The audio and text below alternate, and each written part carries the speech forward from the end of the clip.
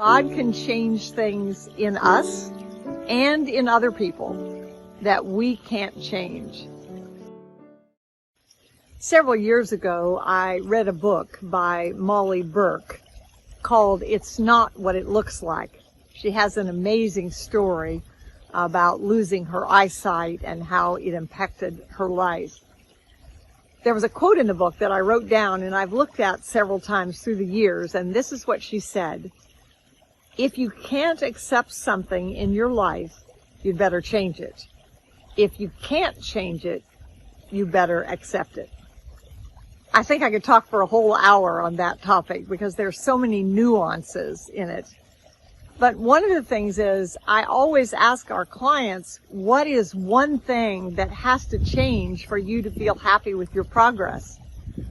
And if the answer to that question is something that you can't change, then you have two options. One is to accept it and realize that you can learn to live with it. And certainly you can pray about it, because God changes lots of things that we're not able to change.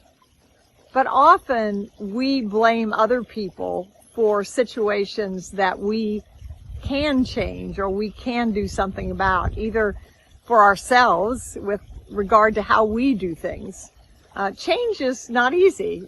I talk all the time about people getting rid of clutter, and obviously it's not easy because that's why we have all these storage units all around the country. That's why there's all kinds of organizing consultants.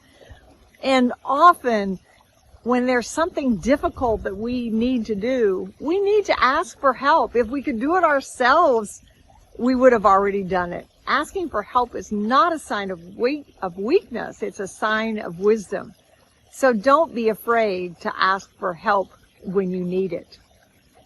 And also remember that changing yourself is something you can. So I'll give you an example in my life. I'm married to a man who isn't bothered by clutter.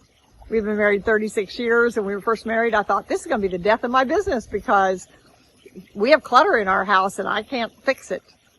Well, I decided my marriage was more important than the way my house looked, and so I created some boundaries in it.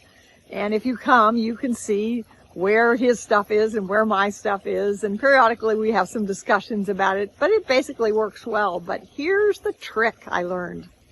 When I began to get frustrated with his clutter, I just look around and find some of my own.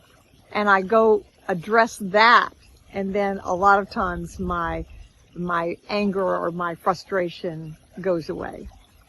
And finally, most importantly, do not forget that God tells us we do not have because we do not ask.